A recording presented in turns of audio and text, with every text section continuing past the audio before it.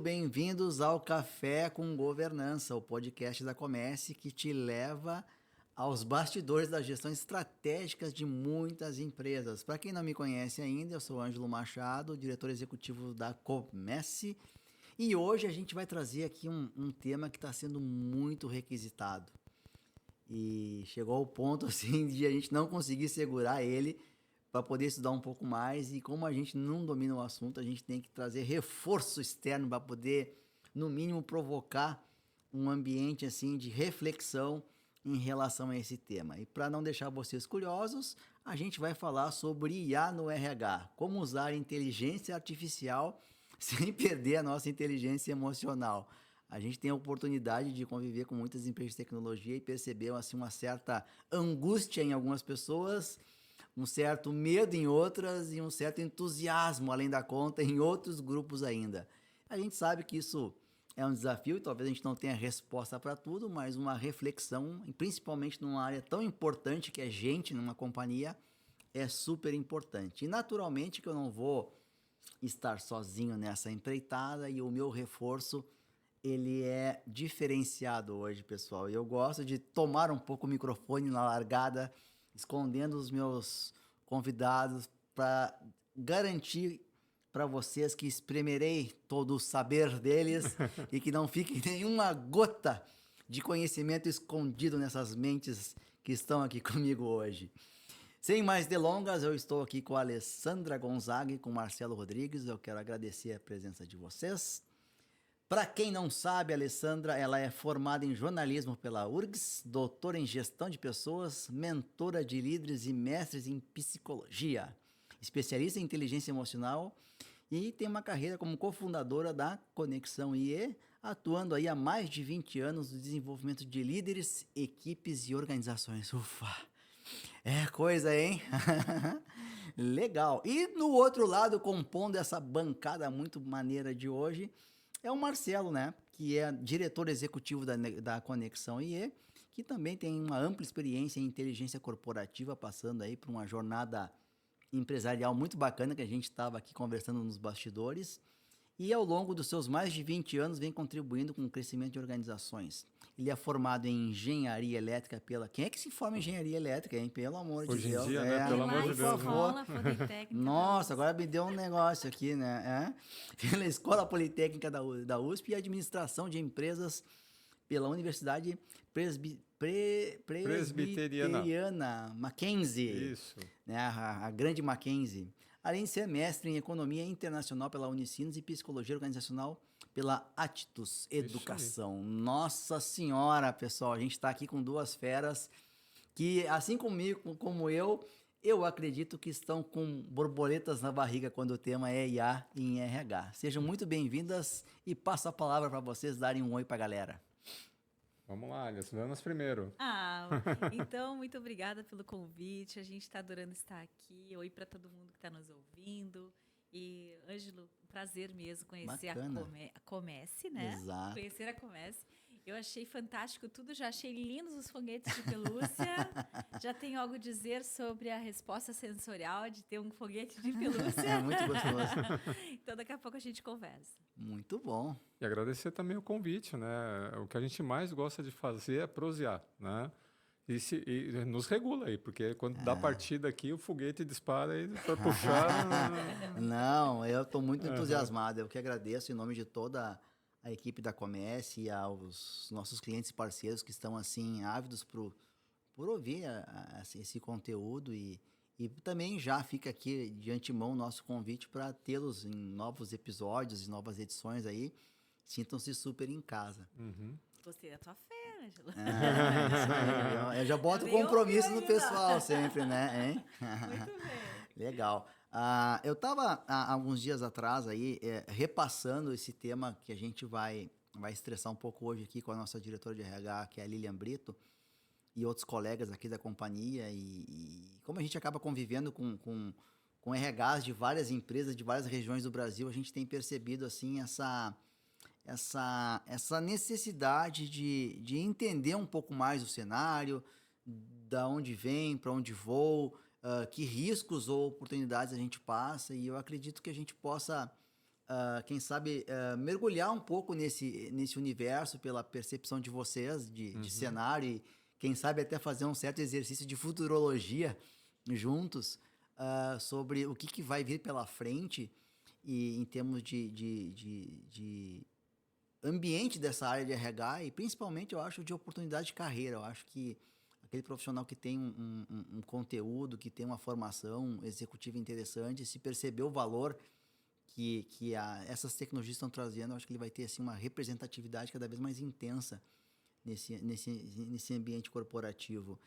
E para isso eu queria lançar aqui na mesa uma primeira pergunta que o pessoal me fez e eu não posso deixar ela de lado, que é realmente perguntar para vocês qual é a percepção de vocês, pelo que vocês estão vivendo, do impacto da IA dentro do RH hoje, né? A gente tem aqui um profissional super conectado à tecnologia e um ambiente super conectado à pele, que nem eu sempre gosto de falar, né? Que é gente, né? Que tem sentimento, tem dia bom, dia ruim, né? Então, eu queria entender como é que vocês, assim, estão vislumbrando essa percepção da IA e abrir a porta por aí, no nosso primeiro ambiente. Interessante, né? Porque, posso começar, Ali? Vai. Então tá. Contigo, depois eu te busco. Porque isso que você falou agora mesmo, né? Essa coisa de ser uma percepção de contato humano, né? De humanização.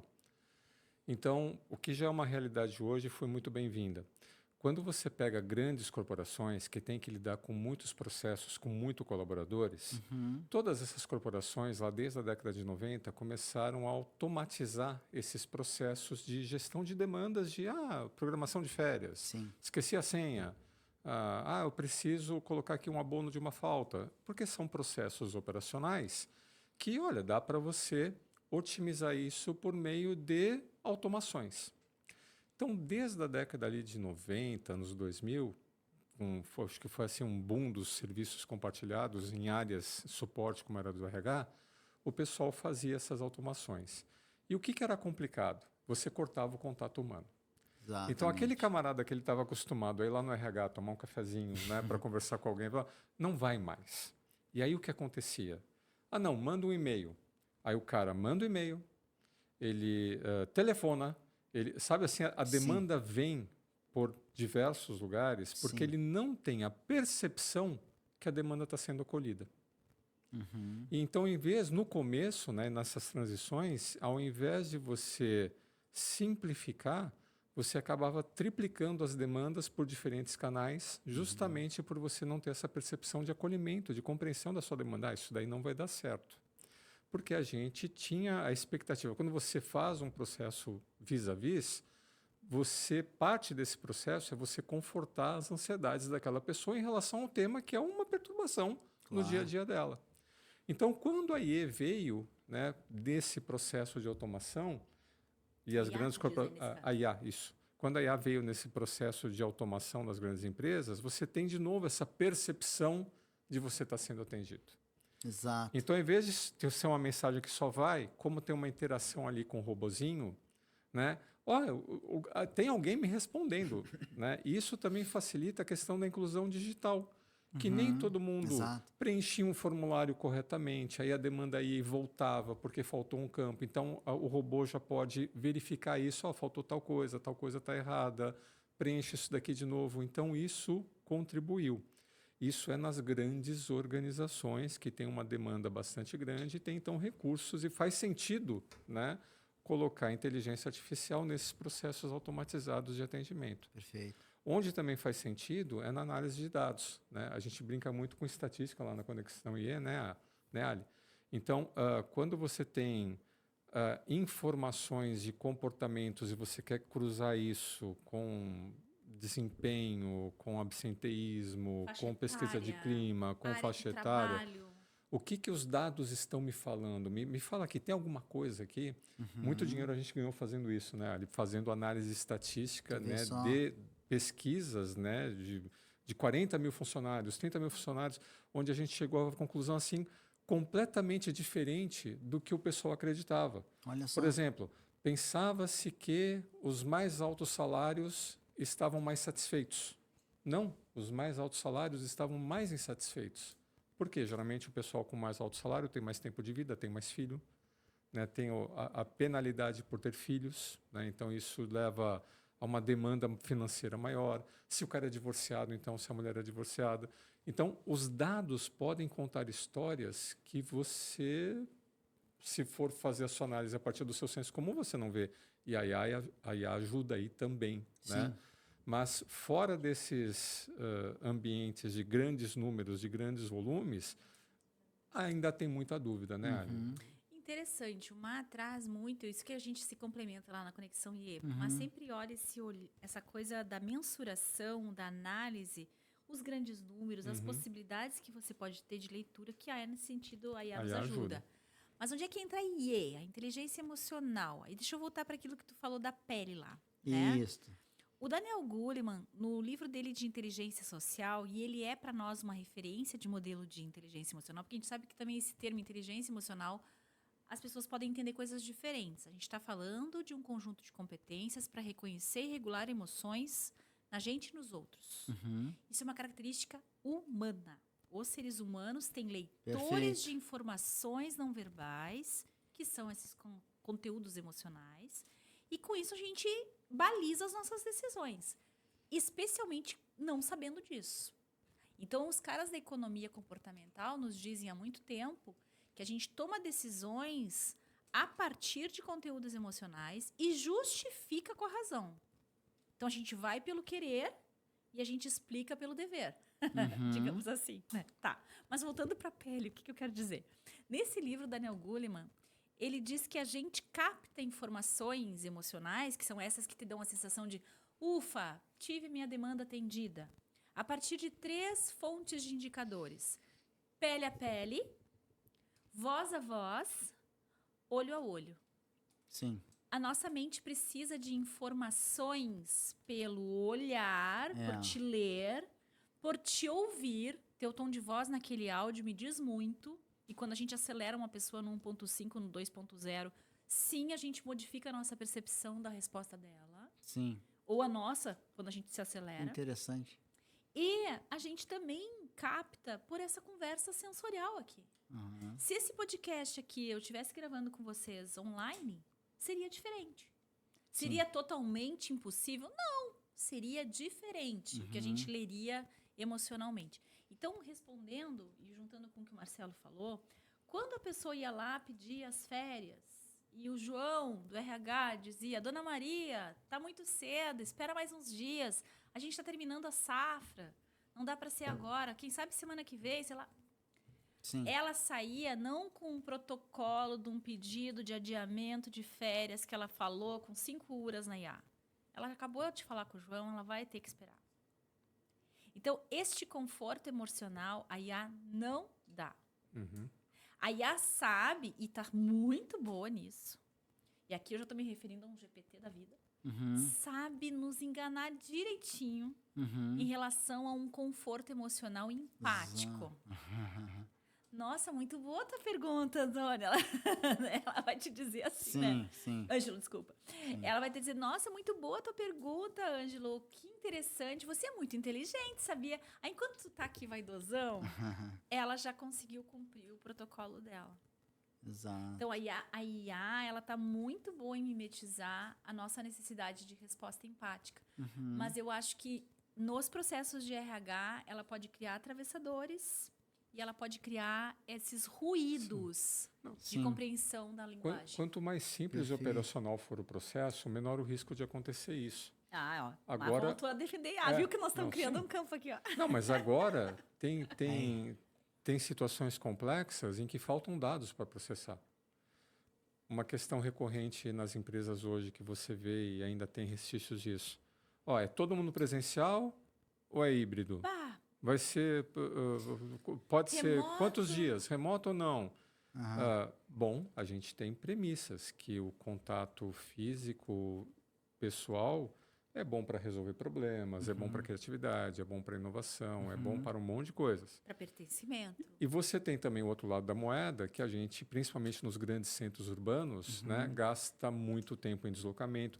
A gente está morando em Porto Alegre há 23 anos. Eu morei em São Paulo há 33 anos. Teve dias que eu passei 8 horas no trânsito. Me dizer, 8 horas no mesmo dia, no trânsito. Né? Sem condições. Então, qual é o impacto disso na qualidade de vida, na saúde mental, né? na capacidade de equilíbrio entre trabalho e família? Percebe que não tem uma conta? Mensura isso. Sim. Com base em que parâmetros? Com base em que critérios? Então, se você pegar um problema complexo desse e falar, IA, resolve aí, me faz uma análise aí, o que é melhor? Né? É melhor eu chamar todo o povo de volta para trabalhar em casa, ou segue flexível, ou fica online? Me coloca os prós e contras e toma uma decisão. Não vai tomar decisão. Ou vai tomar uma decisão completamente fundamentada em coisas que ela viu. Sim. Que pode não ser aplicado à sua realidade. E é o que viu, ela não pode prever o futuro. Sim. Uma característica que é humana, né? E que você deve conhecer aquele Fórum Econômico Mundial. Sim. Eles têm um relatório desde 2016, que é o relatório do futuro do trabalho. No relatório do futuro do trabalho, Future of Jobs, eles sempre colocam quais são as competências, né, que estão em maior demanda hoje na organização e quais são as competências que vão ser mais necessárias nos próximos 5 anos. Desde a primeira edição do Future of Jobs, a competência que está em primeiro ou segundo lugar é pensamento crítico. E o que é o pensamento crítico? É essa capacidade de projetar o que será que vai acontecer se eu tomar essa decisão assim, desse jeito agora. O pensamento crítico é essa capacidade de você projetar resultados possíveis de decisões agora com base no melhor do teu conhecimento. Ou você tem pensamento crítico ou você vai para tentativa e erro. Né? Então, para não ir por tentativa e erro, faz o pensamento crítico. E é aí que eu acho que a IA falha. A IA é muito boa para comparar uma situação com base no conhecimento acumulado que ela consegue acessar. Ou desonerar um processo também, dependendo tarefeiro, que eu digo assim, né? Agora, você projetar o que vai acontecer, qual é a tendência se eu fizer isso, não estamos lá ainda. Ainda é uma característica eminentemente humana. E se você pegar nós três aqui, nós três vamos ter projeções diferentes. Sim. Quem é que está mais certo, quem está mais errado? Ninguém. É com base nos teus históricos, nos teus valores, nas tuas emoções em relação àquele tema que você vai ter esse viés, a Ali vai ter aquele viés e eu vou ter outro viés. E reconhecer esses diferentes vieses e como é que a gente chega num consenso, aí entra a inteligência emocional. Não, fantástico, assim. Eu estou ouvindo vocês e tentando fazer uma alusão até com a nossa realidade aqui. E a gente acaba convivendo com empresas de várias regiões do Brasil e até recebendo contatos de fora. E sempre tem aquela premissa o que a IA vai assim eliminar dentro de uma área de RH. Mas eu sempre penso assim, o que a IA vai potencializar, né? Vamos olhar o copo meio cheio. Então, eu acredito que e lidando com muitas empresas, eu tenho visto que as empresas que estão mantendo um contato humano mais eficiente, porque a gente é um bicho que se relaciona, né? A gente é um bicho emocional, a gente precisa desse contato como espécie até, né? Se a gente for fazer uma análise um pouco mais profunda, né? A gente precisa conviver em tribos, com pessoas. E os nossos clientes da área de tecnologia, que por muita percepção são meio de ficar intocados, mantém digamos assim, a cultura do conviver mais acentuado, desde as camadas mais operacionais até os boards, eles estão com um sentimento de valorização dessa relação com o uso da IA, do que efetivamente ela ser uma ameaça a uma determinada área, a uma perda de emprego, que em certas situações isso é da evolução humana, da própria tecnologia, né? Eu não sei qual é a visão de vocês em relação a risco ou em relação a um alerta, do ponto de vista de percepção, de potencializar assim, essa relação humana com a tecnologia, né? Então vamos lá. Eu vejo que, de novo, não tem só quente nem só frio. A gente tem coisas boas a tirar da IA, coisas fenomenais para tirar da IA. Eu sou super fã, eu tenho a minha IA, eu tenho a simplesinha, aquela que a gente paga o plano, né? A minha melhor amiga. A 5.0. Tem um monte de coisa legal que eu troco com ela. Muito massa. Mas eu sei de coisas que ela realmente não apenas não ajuda, como ela atrapalha. Vamos lá, eu vou tentar resumir para ficar bom para nós poder jogar essa bola também, tá? Certo. Eu diria que a maior vantagem, e eu botei no singular, é de fato esse elemento organizador e processador de dados que toma braço, sabe? Assim, o tempo braço. Sim, sim. Então, por exemplo, uma coisa que é fenomenal, eu gastei alguns anos da minha vida, aliás, foi uma profissão que eu tive, eu era typist. Quando eu fui para os Estados Unidos, morei em Nova York em 2001, em Londres em 2000 e em Nova York em 2001. E tudo isso para aprender inglês e ter uma profissão internacional. E eu tinha um programa lá de trabalho que era o Council Exchange. Isso nesse ano, entre 2000 e 2001. Bom, você sabe, em 2001 caiu as Torres Gêmeas, mas antes de cair as Torres Gêmeas, eu trabalhava como typist. Essa profissão era... Pensa em nós aqui numa reunião, eu digitava com a velocidade da fala humana, como se era copy-descar, e isso era 60 words per minute, eu lembro que era esse troço. Disso a gente analisava, se a gente pegasse um vídeo, a gente decupava, que era também analisar. Hoje tu pega qualquer chat sem vergonha. Tu joga lá, até no Word já tem essa ferramenta de transcrição de texto que tu pode transformar num resumo, que tu pode pegar uma aula de um professor e dizer, tira daí o resumo para mim. Minha filha fez isso já no ensino médio. Então, ou seja, isso eu acho muito legal, porque isso organiza nosso tempo na direção do que a gente precisa. Eficiência, né? Eficiência de uso do tempo, das informações, até mesmo de uma certa catalogação, porque nós aprendemos muito quando a gente consegue catalogar categorias de estudo. Olha, Alice, estuda na segunda-feira isso, na terça aquilo, na quarta aquele outro. Fenomenal. Para a gestão do tempo, a IA veio para nos ajudar pra caramba. Concordo. O que ela nos atrapalha? Quando a gente tenta produzir sentido, que é uma coisa que a gente produz muito melhor na troca humana, que a gente tenta encontrar valor na gente mesmo, na vida, orientação, porque ela vai nos trazer grandes coisas, ou ela vai nos deixar envaidecidos, ou ela vai nos deixar mais do que a gente entregar para ela. Ela vai ser um espelho do que a gente entregar para ela. Se tu fizer um prompt ruim, ela vai te devolver uma coisa terrível, pastosa. E tu vai sair dali com a sensação que tu teve a melhor resposta do mundo. Porque tu foi limitado ao pedir para ela. Sim. Então, ela não consegue ir além do pedinte, daquele que a comanda. Graças a Deus, alguns vão dizer, né? Então, eu acho que essa limitação, por ela não saber dizer, eu não sei, Ali, isso que tu tá me dizendo não faz sentido. Vai tomar um banho e... né? Não.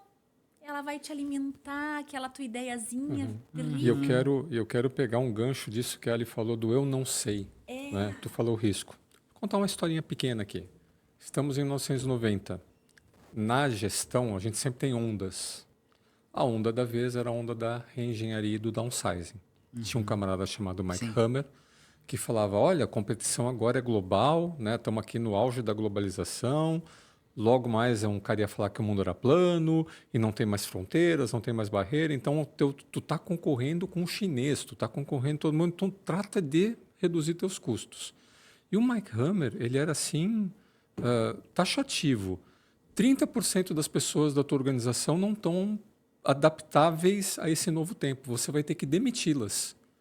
Então, ele falava, divide em 3 partes. 30% vai embora, porque elas vão resistir à mudança.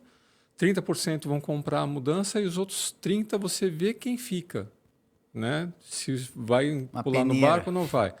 Mas, né, sumiu a inteligência humana. Downsizing, terceirização, processo-chave, core business, etc, etc, etc. Olha o tempo que faz isso. Eu adoro que hoje em dia canta como novidade esse troço. Qual foi a onda de gestão imediatamente posterior à reengenharia?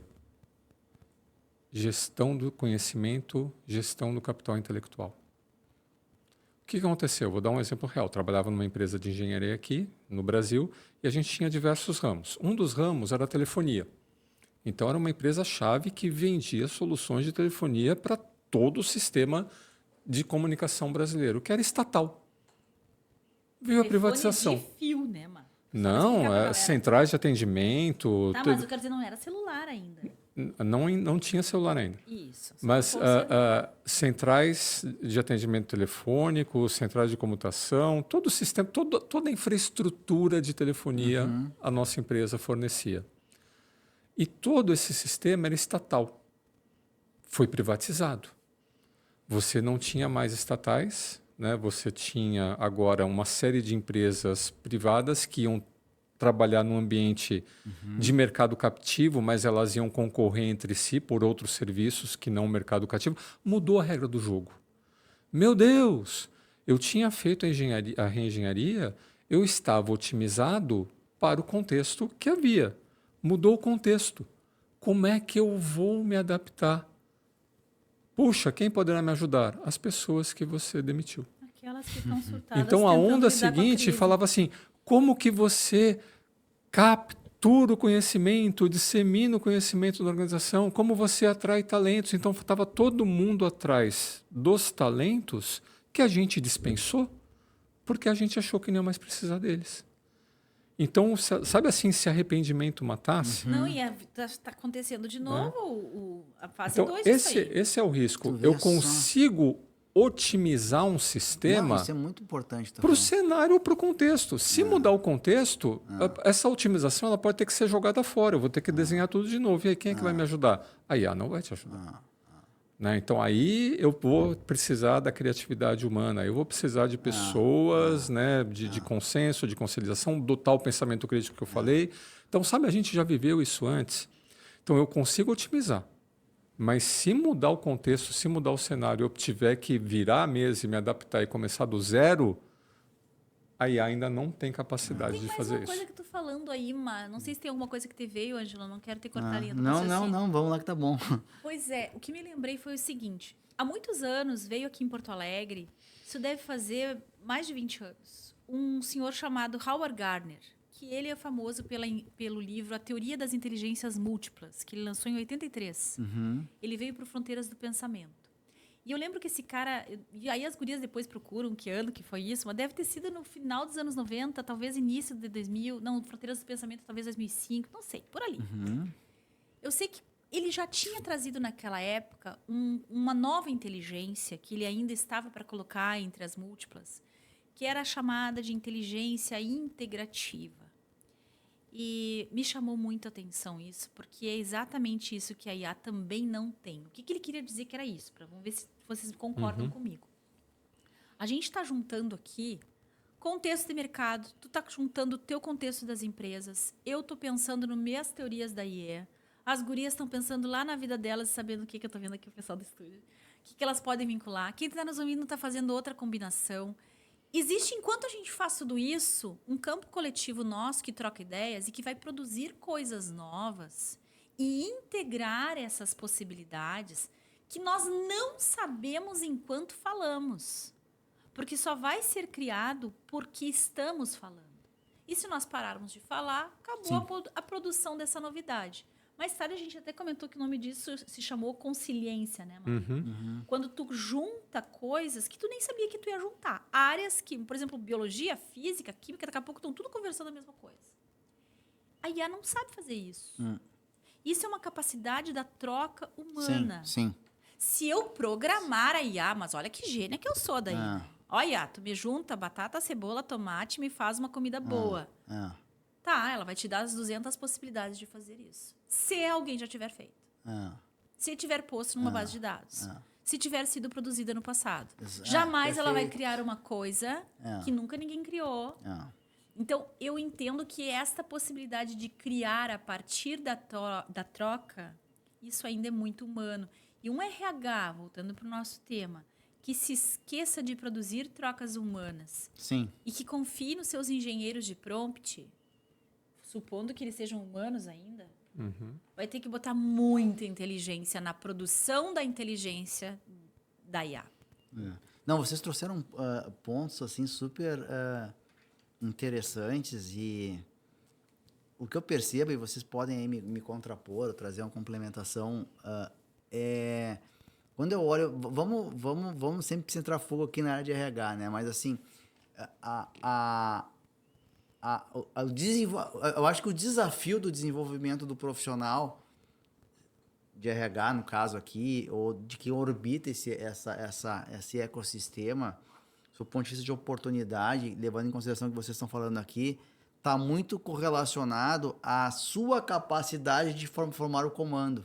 Isso aí. para a inteligência trabalhar. Isso aí. Então, eu acho que o maior desafio não é enfrentar a IA como alguém que vai te substituir, mas o desafio é que nós, como humanos e pessoas, precisamos conviver em ambientes de alto valor, de termos a consciência da nossa necessidade de estudo contínuo e aperfeiçoamento, para que a gente possa usar, vamos chamar assim, dessa ferramenta, todo o potencial que ele pode nos dar. Eu estava lendo uma matéria uns dias atrás, eu não lembro aonde, que estavam dizendo assim, chegou a hora dos cinquentões.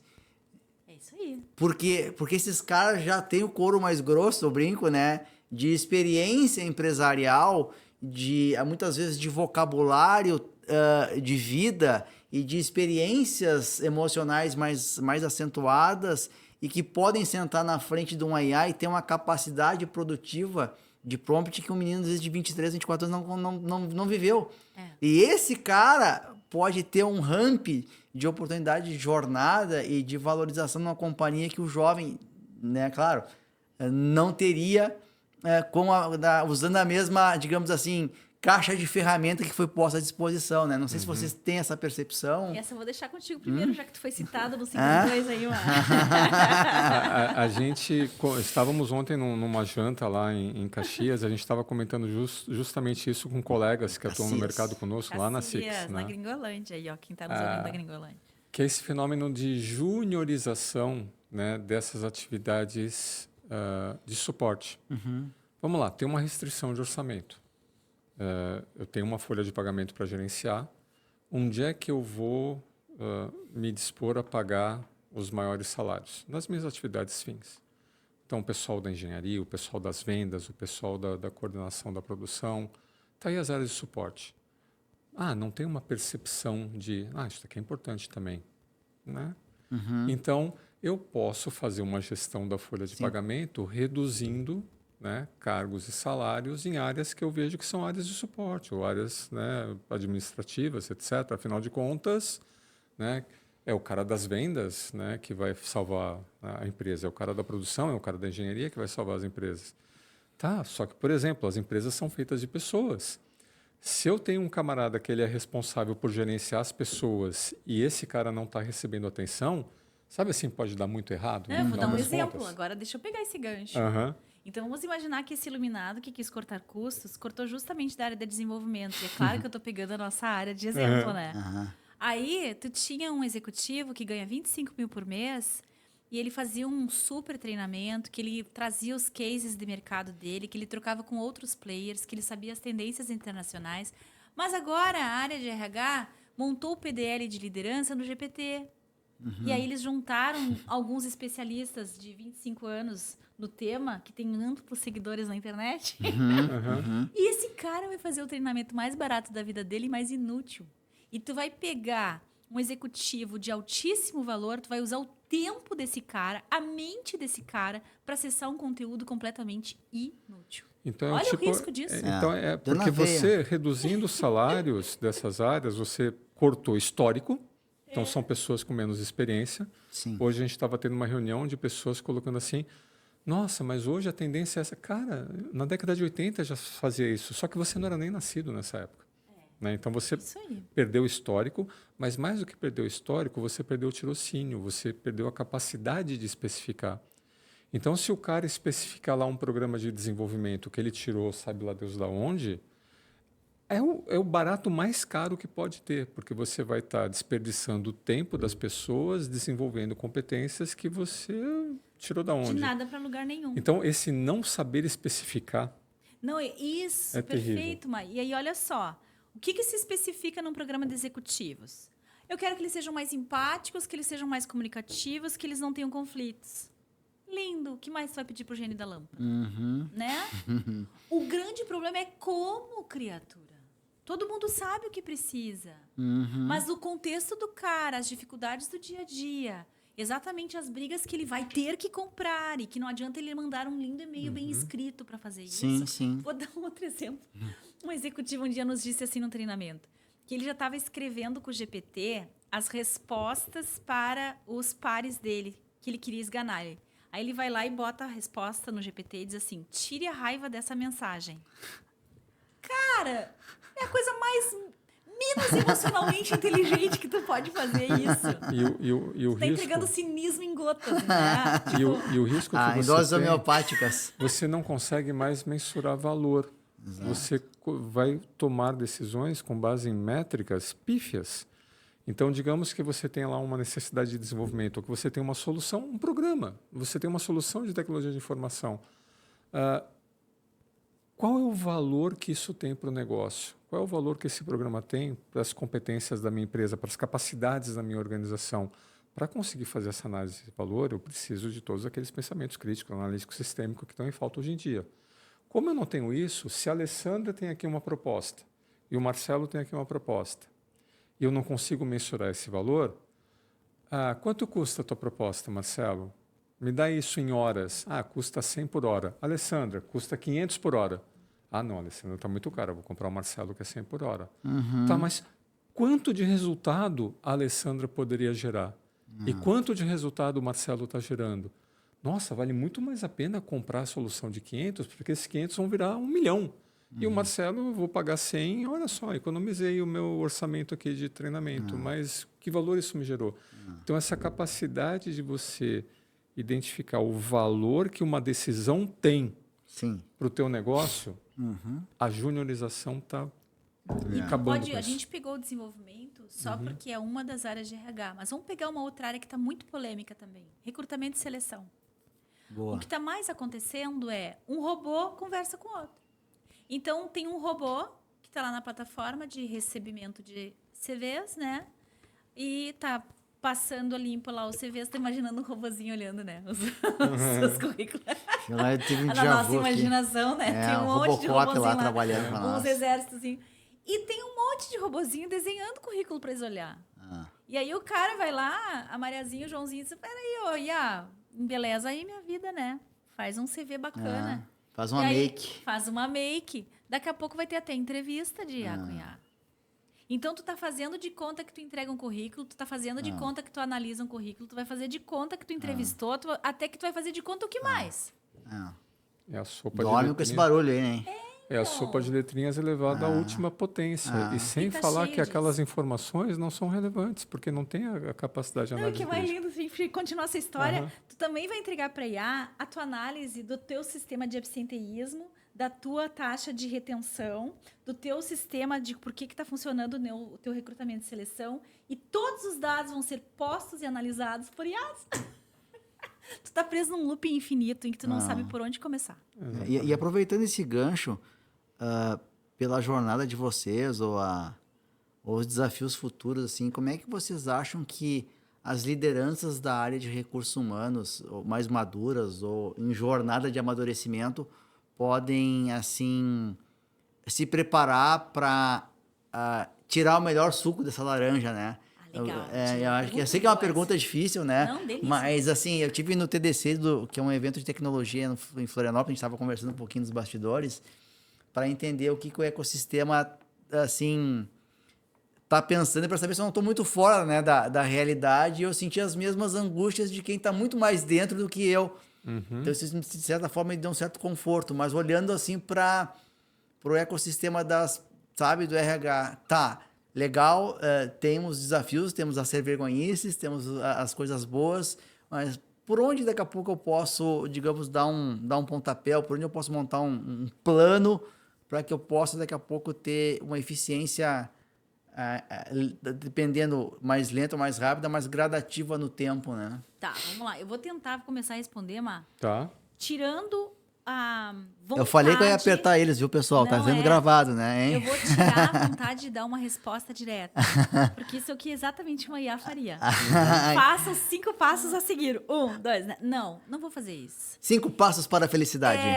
Não, eu acho que se eu quero me qualificar, eu sou um gestor de RH, e eu quero saber como lidar com a IA, com a IE, se eu estou confuso, eu tenho que partir do princípio que eu tenho que aprender a encontrar a resposta. E o que mudou, e aí voltei a ser prof junto com o Marcelo. O que mudou muito no nosso tempo e o que a IA está mudando é a nossa capacidade de aprender. Nosso problema não é mais acessar informações. O ser humano já tem muito mais informações do que ele consegue lidar por vidas. Se a gente quisesse estudar todos os dias um livro, a gente não leria nem uma finíssima parte do que existe de conhecimento, certo? Então, já que o conhecimento que existe é muito maior do que a nossa capacidade de absorvê-lo, a gente precisa planejar. Gerando até ansiedade nos jovens hoje em dia, né? Veio FOMO, veio tal. E agora eu digo que eu dou aula lá na PUC, eu acho que ninguém me conhece falando em 1.0, né? As pessoas devem me conhecer em 1.5 e 2.0, porque ninguém mais assiste uma aula de 3 horas sem se acelerando o professor. Ninguém mais faz isso. As pessoas querem consumir, se elas pudessem pegar conhecimento em colherada, elas botavam já uma mangueira na boca e botavam... Se alguém pudesse, não botaria um download de várias coisas? Assim, faria. Não dá para fazer. Então, a gente vai lá e terceiriza, pega um drive externo, que é uma IA, e faz ela fazer o que a gente não consegue mais fazer. Até aí tá tudo lindo. Só que, enquanto isso, tu também tem que continuar aprendendo. E tu não vai continuar aprendendo se o teu aprendizado é ficar fazendo scrolling na rede internet. Olhando aleatoriamente 50, 100, 200 vídeos por dia para ver se alguma coisa te faz sentido, te faz aprender. Então, a gente vai ter que voltar a ter um acordo. O que queremos aprender? Quanto tempo daremos para isso? E se eu sou um cara de RH, aí sim, quais são as melhores fontes para começar a aprender sobre isso? Eu sei de várias organizações que estão com cursos para ensinar a usar a IA. Eu acho válido, desde que a gente não baixe um manual agora de como acessar o GPT. Exato. O que exatamente a gente tem de diferencial é a nossa capacidade de sermos intuitivos. Isso que tu começou dizendo antes. Esse é o assim, ó, se acalme o coração. Tenha você 50 ou tenha 20, você tem uma capacidade de acessar coisas que você não sabia que eram importantes. E isso é muito legal, isso não é ruim. Então, nós sabemos muito mais do que nós sabemos que sabemos. Eu vou colocar assim, se essa rua fosse minha, né? Como é que eu ladrilhava? Eu acho que o RH ele tem que ser ousado e cair de cabeça no modelo de negócio. Mas já deu muito mais preciso. Deixa eu tentar explicar. Em 94, uma das empresas que era referência, né? Quem ganhou o prêmio Malcolm Baldrige de gestão da qualidade? Primeira foi a Kodak, a segunda foi a Xerox. Então, a Xerox, você falava em Xerox, era estudo de caso, de aula de MBA, etc. E eu visitei a Xerox do Brasil. E, naquela época, né, o diretor de RH era diretor de RH e TI. Nossa, RH e TI? Né? Máquinas e pessoas, como assim, né? Sistemas e pessoas? Sim. Por quê? Porque eles estavam num momento em que a decisão era: eu vou investir em pessoas ou vou investir em sistemas? Porque é uma redundância. Eu não vou investir nos dois. E não adianta ficar batendo cabeça. Então, em vez de criar um conflito entre o gestor de RH e o gestor de TI, meu amigo, toma... A decisão é tua. Os recursos todos são teus, menos os financeiros. Teus, né? Não, ele tem um orçamento, ele vai decidir. Te vira. Te vira. Porque isso era o modelo de negócio da Xerox na época. A gente tem uma empresa que é cliente nossa, que está no interior do Rio Grande, e os caras têm um problema terrível de captar mão de obra qualificada na área de engenharia de desenvolvimento, né? Ou engenharia, inovação, P&D, pega o RH, decida junto. Mergulha no modelo de negócio e faz o que faz mais sentido para o modelo de negócio. O que o pessoal fica brincando? Não, fica aqui o RH e aí cria-se a figura do business partner. Então, eu tenho o business partner de vendas, eu tenho o business partner da produção, eu tenho o business partner... Que é o advogado daquilo. Que é uma forma de você reduzir atrito, mas, ao mesmo tempo, é acender uma vela para cada santo. E não dá, porque os recursos são escassos. Então, você tem que voltar para a essência do modelo de negócio, e eu falaria para esse camarada de RH, o que faz mais sentido para você? Perfeito. Junta com a área, que é a área-chave do teu modelo de negócio, a área estratégica, e vamos lá, o que a gente vai fazer? A gente vai investir em a gente vai investir em pessoas, a gente vai investir em automatização, vamos continuar ainda na terceira revolução industrial, já estamos na quarta ou estamos indo para a quinta? Decida isso em conjunto, para de bater cabeça, para de protagonizar e para de passar pano. Eu acho legal o business partner, mas você tem recursos limitados e os conflitos, haverá os conflitos. Sim. Né? Então, mergulha no modelo de negócio. Lógico, por isso que eu falei, se a rua fosse minha, como é que eu ladrilhava? Não, eu falei um pouco diferente. Eu gosto da ideia de partir da premissa do modelo de negócio. Então, aí sim, voltando a sistemas de gestão de RH, pensando em recrutamento, em reconhecimento, em desenvolvimento, avaliação, pagamento, trabalhista, todas as coisas que um RH tem que pensar. Ele deveria, sim, desenhar o seu sistema de RH a partir do modelo de negócio. Então, é muito parecido com o que tu disse. Só que não é ou IA, ou pessoas, ou... É tudo isso junto que tem que ser administrado considerando o modelo de negócio. O que a gente quer dizer com isso? Por exemplo, isso que tu falou do pessoal do interior. Daqui a pouco, na minha empresa, a área de recrutamento e seleção tem que ser assim, ó, o meu coração de RH. Porque eu tenho muita dificuldade de captar pessoas. Porque o meu vizinho aqui, se ele der uma cesta básica, ele pega o meu trabalhador. Exato. Então, no meu caso, eu não posso terceirizar para IA meu recrutamento e seleção. Exato. Eu não posso querer que uma inteligência artificial que tem um dado genérico, de um conjunto genérico de fatores, fazer algo que é muito específico, que é a minha dor aqui. Eu vou ter que, pelo menos, as pessoas que desenham lá junto com a IA alguma coisa, que elas tenham muito conhecimento do meu modelo de negócio. Então, é isso que eu quero dizer, mano. Sim, isso vai ter que estar até para qual uso eu faço da IA. Estamos falando a mesma coisa. Não, e isso abre uma deixa para um outro ponto que eu queria trazer, que é, pela experiência e a jornada de vocês, até para a gente causar um pouco de polêmica com as pessoas que estão nos ouvindo, o que vocês acreditam que a IA precisa resolver efetivamente? Assim, cara, isso aqui a IA tem que desumanizar para que eu tenha a pele, que nem eu digo, né, envolvida naquilo que mais importa, né? Porque assim, ó, pelo que vocês já viveram, enfim, olha, se tirar isso aqui, vai ser muito bom, né? E acho que isso é uma provocação já tá dando um pedaço da resposta, já tá na tua pergunta. A primeira coisa que a tem que resolver é as coisas que os humanos podem se dedicar e que eles vão fazer além de ficar percorrendo informações. Eu acho que tem um modelinho nosso de comportamento que talvez ajude a chegar na resposta, mas não estou nem tentando responder ainda, tá? Essa pergunta é muito difícil de responder. Mas, assim, a gente gosta de perceber, o modelo é baseado no DISC, a gente usa nas nossas avaliações, o DISC é um modelo comportamental muito antigo, assim como o Big Five de personalidade, assim como o IBTI, todos a gente gosta. Mas esse específico eu gosto porque rapidamente tu identifica se uma pessoa ela é mais voltada às tarefas ou às pessoas. Perfeito. Então, uma pessoa mais voltada nas tarefas, ela vai precisar ter uma estrutura de trabalho, ter uma estrutura de processos, ter uma agenda detalhada. Ela gosta de chegar numa reunião e saber o que ela vai tirar dali. Ela gosta de saber quais são os recursos financeiros que ela tem, qual é o prazo. Ela vai querer um 5W2H. Ela vai ter um alívio se você deixar ela trabalhar com dados e fatos. Uma pessoa que é driveada em pessoas, ela vai querer um cafezinho na entrada, ela vai querer saber como é que está o teu final de semana.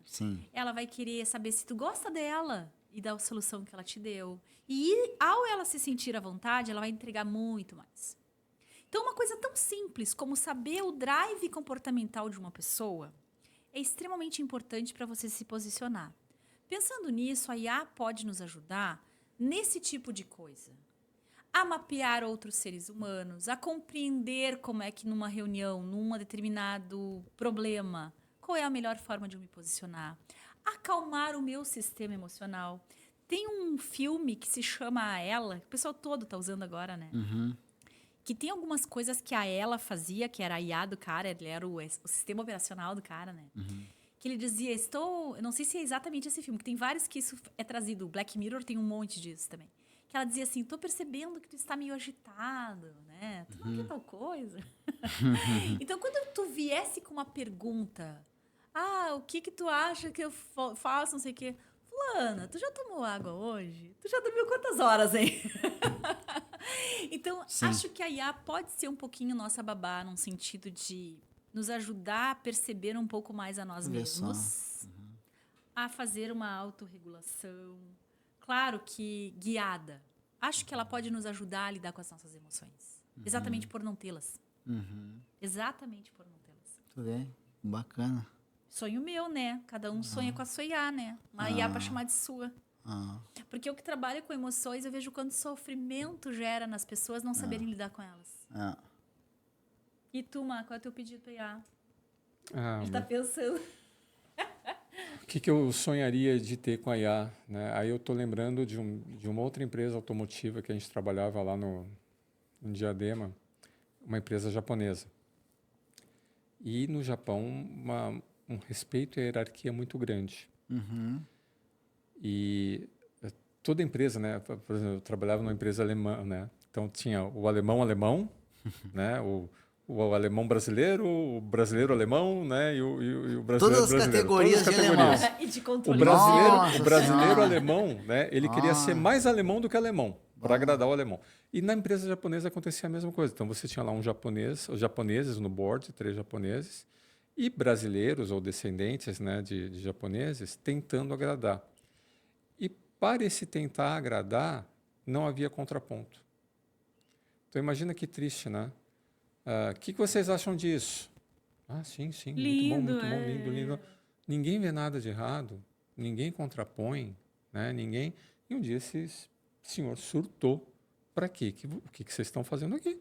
Né? Que vocês não me dão contrapontos, que vocês não me dão uma visão sistêmica, que vocês não me dão uma capacidade de, olha, o que eu não estou vendo? Outro dia a gente estava numa jornada de planejamento estratégico numa empresa moveleira lá na região ali da Serra, que a gente trabalhou um bom tempo lá. E aí eu introduzi para eles o conceito de ponto cego, né? Que se você pegar o Kaplan, né, do Kaplan e do Norton, lá do BSC, ele colocou lá num livro a questão dos pontos cegos. O que você não está prestando atenção? O que você não está vendo? E vai te pegar ali na curva. Né? Eu quero que alguém me dê esse ponto cego. Porque não é possível que nunca ninguém viu antes isso. Nunca ninguém falou isso antes. Quando eu estou fazendo aqui um planejamento estratégico, quando eu estou tomando uma decisão complexa, minha decisão ela é tão boa quanto as informações que eu consegui coletar a respeito. E a capacidade de coletar informações, né, de uma inteligência artificial e resumir, sumarizar, etc., etc., é muito grande. Então, já que eu vou tomar uma decisão, a IA ela deveria ser, numa organização, a primeira coisa, como que eu posso trazer para a mesa, não substituir a minha decisão, mas trazer para a mesa informações mais qualificadas e complexas e sistêmicas para eu considerar na minha tomada de decisão, ser esse contraponto. Muito bom. Eu lembrei que eu fiz um desafio para meia esses dias. Eu não vou me lembrar exatamente do desafio, tá, gente? Mas eu achei que eu tinha sido um gênio ao propor, né? Tipo assim, porque era um desafio comportamental. E eu estou sempre medindo quanto a meia já sabe dos comportamentos humanos. Juntei umas 3, 4 variáveis e tal. E ela deu, de fato, uma pensadinha um pouco maior. E eu pedi assim, ó, tá, mas depois que tu me der a resposta, eu quero que tu me dê uma nota do quão difícil foi para ti me dar essa resposta. Eu queria começar a saber se ela sabe aprender também. Aí ela me deu a resposta e disse assim, com relação à dificuldade do desafio, eu te dou nota 7.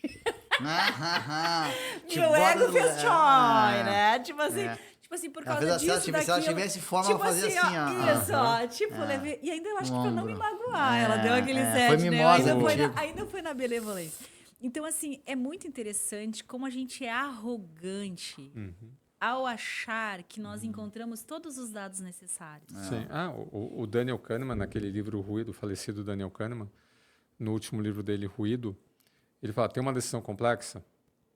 Tá. Divide teu time em 2. Eles não vão ter contato um com o outro. E os 2 times vão trabalhar na mesma solução. É lógico que esses caras vão chegar na solução A, esses caras vão chegar na solução B. Então, além de ele também pedir para o pessoal se autoavaliar em parâmetros lá, o quão fácil ou quão seguro vocês estão nessa solução, como é que você aprimora essa solução? Tá, agora time A vende para o time B e vice-versa, e você chega numa solução C. Exato. Mas quanto mais pontos de vista criativos você tem, mais refinada é aquela solução, ou potenciais planos de contingência se aquela solução não der certo. Se você coloca todas as fichas na IA, sabe aquela brincadeira de você estar colocando todos os ovos na mesma cesta? Sim. E se der errado, você não tem plano B? Então, usar a IA para engrossar o caldo ali do que é colocado e nunca terceirizar ou substituir o que quer que seja integralmente para IA. Quanto mais complexo, mais temerário fazer isso. Nossa, quanta coisa, Ângelo. Ele que perguntou, não vem, não. Não, fantástico, assim, eu acho que a gente está tendo a oportunidade de estar vivendo um momento de transformação da própria humanidade, assim, em termos de jornada, né, como espécie, assim.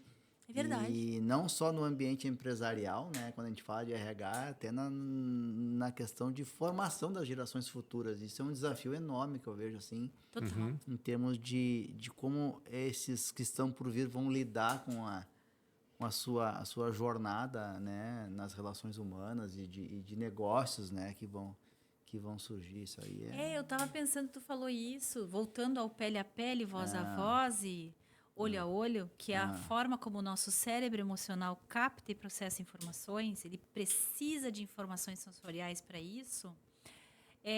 A pandemia, Ângelo, nos deixou uma geração de jovens e de adolescentes com altas dificuldades interacionais e sociais. Os pais que conseguiram com crianças ter algum tipo de interação, hoje já comentam isso.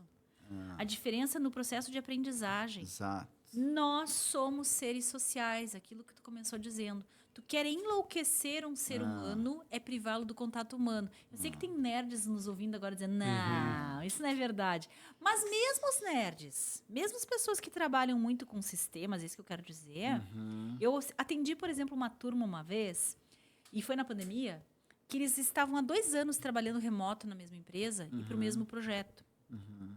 E nunca tinham se visto pessoalmente. Pessoas que foram contratadas no remoto e ficaram no remoto, que era uma coisa novidade, né? Total, a pandemia nos introduziu uma novidade. Total. E era evidente os traços de, eu não vou dizer depressão, mas de uma supressão de respostas emocionais. As pessoas com cara de paisagem, sem respostas emocionais. E isso vai deixando as pessoas mais apáticas, menos energizadas, menos criativas, menos contributivas e, portanto, com mais propensão a essas doenças mais depressivas. Sim. Então, caramba! Nós não somos um cérebro que anda. Nós precisamos da interação. Tu tá falando uma coisa que eu fui hoje de manhã contatado por um amigo que tem negócios, enfim, empresário, e ele dizendo assim, Ângelo, eu preciso ocupar um filho meu aqui, com 18 anos e tal, passou na PUC lá para Ciências da Computação e tal, e se ficar em casa, né, não vai aprender, ele assim, eu pago para ele ficar aí, né, vai aprender, aí bota ele enfim, faz um estágio, aí ele assim, não, ele pode ficar até remoto aqui programando alguma coisa, eu falei, tá, tudo bem, ótimo. Mas tu quer que eu te ajude a passar um desafio para que ele fique em casa programando? Ou tu quer que a gente transforme ele num homem aqui dentro? O que tu quer que a gente faça com ele? Sim. Não, como? Então tá. Então vamos primeiro alinhar a formação. Ele veio já com o conceito de botar o menino em casa remoto. Eu digo, não, entendeu? O que tu quer? Me lembrei do novo emprego. Eu tive que dar essa porrada, entendeu? Para ele, não, só um pouquinho, não é isso que eu quero. Tu já ouviu falar da história do Stockfish do AlphaZero? Conhece essa história? Sim. Para quem está ouvindo, né? Desde lá o Herbert Simon, que estudava tomada de decisão, ele estudava como que os mestres enxadristas tomavam decisões, né? Mas eu não quero voltar tanto atrás, que voltamos lá para 57, né? 1957. O quão bem eu jogo xadrez, né, sempre foi uma medida de o quão eficiente um computador é. Tanto é que, não sei se você lembra, se é da sua época, os torneios entre o Karpov... Nossa, virou capa da Veja na época. Eu assisti o Karpov, a primeira vez que ele perdeu, né, do Deep Blue, né? Perdemos, aquela coisa toda, a né? humanidade perdeu ali. E aí o que acontece? Pega lá, Stockfish, um supercomputador. Pensa no supercomputador. Pensa naquela... aquele carro, né, mais turbinado que você possa imaginar. Mas você põe no Stockfish a memória de todas as partidas de xadrez conhecidas da humanidade. A biblioteca de todas as partidas de xadrez. Tá, e aí vamos jogar contra o Stockfish. Então, você está lá fazendo uma pedra, mover uma pedra. O Stockfish vai ter ali uma biblioteca de milhões de partidas de qual é o melhor movimento a partir dessa pedra que foi movida. E assim vai, e Stockfish geralmente ele vai ganhar, porque ele tem um acesso a uma biblioteca infinita. Um acervo. Né? E aí chegou o pessoal do Google e fizeram o AlphaZero, uma outra forma de supercomputador, uma outra tecnologia, mas com muito menos velocidade e muito menos capacidade de armazenamento do que o Stockfish. E botaram o AlphaZero a jogar com o Stockfish. Tá. Como é que a gente vai ganhar desse cara? A gente é o Davi contra o Golias. Como é que a gente vai ganhar do Golias? Nem se preocupe em colocar partidas de xadrez na memória do AlphaZero. Deixa um AlphaZero jogar com outro AlphaZero por 1 hora. Machine Learning. Tá, agora põe o AlphaZero a jogar com o Stockfish. O AlphaZero não tem noção como o ser humano joga as partidas de xadrez. Ele não sabe qual é a melhor saída, ele não sabe qual é a melhor defesa, ele não sabe ele não tem noção, ele sabe as regras. Botaram o AlphaZero a jogar 100 partidas com o Stockfish. Qual foi o placar? 78 empates, não, 72 empates e 28 vitórias do AlphaZero. O Stockfish não ganhou uma. Porque o AlphaZero começava a fazer movimentos que o Stockfish buscava na biblioteca, ele nunca achou. Não está condicionado. O que esse louco está fazendo? E ele perdeu. Ele perdeu. Então, a inteligência artificial hoje... Vou te pegar emprestado para leitura comportamental. A inteligência artificial hoje é o Stockfish, que tem um acesso ilimitado a todo o conhecimento que a humanidade já produziu até hoje. Isso aí Se você pegar o AlphaZero e falar, tá, agora está aqui um AlphaZero, okay, estuda esse cara, que é isso? Né? Eu não conheço. Então, isso é uma grande analogia do que é a IA hoje. E o risco que você tem de entregar as principais decisões do teu processo, do teu negócio para a IA. É o Stockfish. Principalmente na área de pessoas. Exatamente, que não vai saber lidar com o AlphaZero. Então, tudo que a gente sabe que valia para a geração X, para os baby movers, estão chegando os Zs aí, estão chegando os alfas aí. Como é que a gente lida com esses caras? Cara, não sei. Eu só sei que fazer as mesmas coisas que a gente fazia com o X não está funcionando. Ou seja, a gente está chegando à conclusão aqui, Ma, que o problema de usar a IA sem saber o que ela pode nos dar e o que pedir dela é um dano às pessoas. As IAs vão continuar melhorando, ampliando sua capacidade, vão nos surpreender absurdamente. Eu acho que vai chegar o dia, em futurologia, que a gente vai ter, sim, o nosso robozinho pessoal, ao estilo do que teve no último Blade Runner, né? Blade Runner chegava em casa, já tinha assistente dele. O 2053. Né? Acho que vai poder chegar a isso. Só que nós vamos ter muito antes que saber o que fazer com as nossas mentes. Exatamente. Na nossa cachola, ainda não existe isso. E a mente humana segue sendo um mistério maior do que galáxias. Como é que a gente faz para mexer nos nossos pensamentos?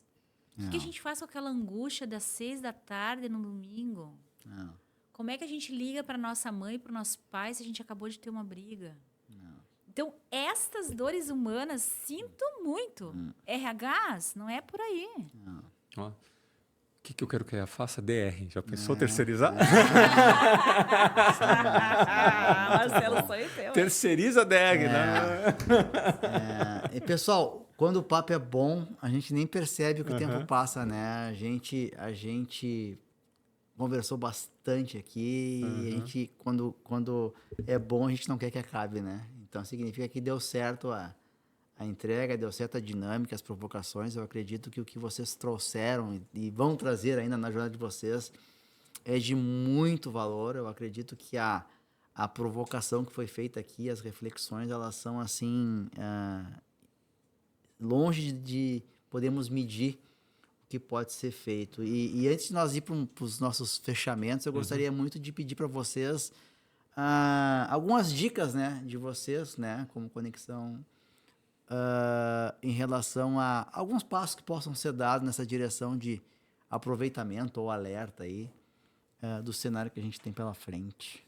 E aí, Mar, quer começar? Não, pô, a dica é contigo. Tu é o departamento de futurologia intuitiva. Futurologia. Em relação a IA ou a IE? Ou as duas? As duas. As duas? Eu acho que, assim, não tenha medo da IA. Eu acho que já começamos a falar de emoções em relação a isso.